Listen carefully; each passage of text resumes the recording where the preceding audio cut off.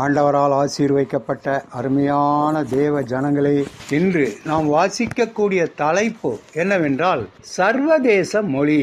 பிரம்பை கையாளாதவன் தன் மகனை பகைக்கிறான், அவன் மேல் அன்பாய் இருக்கிறவனோ அவனை தண்டிக்கிறான். நீதிமொழிகள் 13வது அதிகாரம் 24வது வசனம்.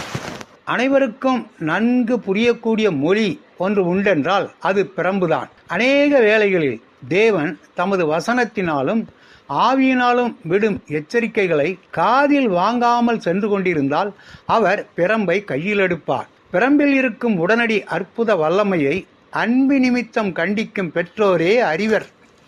நேசிக்கும் எந்த மகனையும் அவர் சிட்சிக்கிறார். எபிரேயர் 12வது அதிகாரம் 6வது வசனம். பரமபிதாவுக்கு தாம் கெடுத்த பிள்ளை என்று ஒருவரும் இல்லை. எவரையும் அப்படி விட முடியாத அன்பு அவரிடம் இருக்கின்றது. எபிரேயர் 12வது அதிகாரம் 6வது வசனம். அவர் நம்மை தண்டியாமல் விடுவதே பெரிய தண்டனை. பயண விபத்துக்கள் பெருகி வருகின்ற இந்த காலத்தில் வழியில் பாதங்கள் இடராமலும், சங்கீதம் 91வது அதிகாரம் 11வது வசனம் 12வது வசனம். உறங்காமலும் தூங்காமலும், சங்கீதம் 121வது அதிகாரம் 4வது வசனம். காக்கும் தேவன்தான் நம் தேவனாயினும் அற்ப காலம் மூண்ட கோபத்தினால் தமது முகத்தை அவர் இமைப்பொழுது மறைக்கவும் செய்யலாம். ஏசாயா 54வது அதிகாரம் 7வது வசனமும் 8வது வசனம். தவறான வழியில் செல்லும் மகனை அமைதியாய் அப்படியே விட்டுவிடும் தந்தை உண்டோ? தேவனது பரிபூரண சித்தத்திற்கு மாறாக சென்ற தீர்க்கதரிசியின் காலை அந்த கழுதை சுவரோடு நசுக்கிற்றே. என்னாகமம் 22வது அதிகாரம் 25வது வசனம். யோனா கடலில் தூக்கி எறியப்பட்டாரே, மீன் வயிற்றுக்குள்ளிருந்தல்லவா மனம் திரும்பினார். அடுத்த பிரசங்கம் ஆயத்தம் பண்ண நேரமும் மீன் வீட்டில்தான் கிடைத்தது.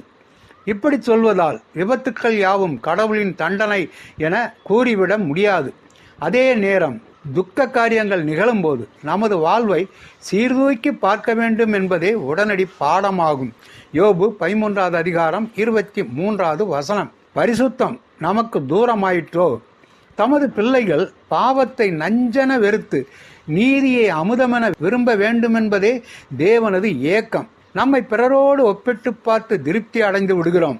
ஆனால் தேவனோ நாம் அவரது பரிசுத்தத்தை எட்டும் வரை அமருவதில்லை. எபிரேயர் 12வது அதிகாரம் 10வது வசனம். அவரது மூத்த மகனைப் போல நாம் மாறும் வரை கிளை நறுக்கும் கத்தியை கீழே வைக்க மாட்டார். தேவன் யோபுவை குறித்து சன்மார்க்கன் என்று சாட்சியிட்டிருந்தாலும் யோபு 1வது அதிகாரம் 8வது வசனம். தேவனது உலைக்களத்தில் சென்று வந்த பின்பு என் காதினால் உம்மை குறித்து கேள்விப்பட்டேன், இப்பொழுதோ என் கண்கள் உம்மை காண்கின்றன. ஆகையால் நான் என்னை அருவருத்து தூளிலும் சாம்பலிலும் இருந்து மனம் திரும்புகிறேன் என்று யோபு கூறினார். யோபு 42வது அதிகாரம் 5வது வசனமும் 6வது வசனமும். அரசன் எசேக்கியா மனமேட்டிமை அடைந்தபோது அவரது நாட்கள் எண்ணப்பட்டு விட்டன என்று தேவன் அறிவித்தார். உடனே மனம் கசந்து மனம் திரும்பினார். தேவனும் மன்னித்து அவரது வாழ்நாளை கூட்டினார். அப்போதுதான் பாடுகிறார், என் ஆயுளின் ஆண்டுகளிலெல்லாம் என் ஆன்மாவின் கசப்பை நினைத்துக் கொள்வேன். ஏசாயா 38வது அதிகாரம் 15வது வசனம்.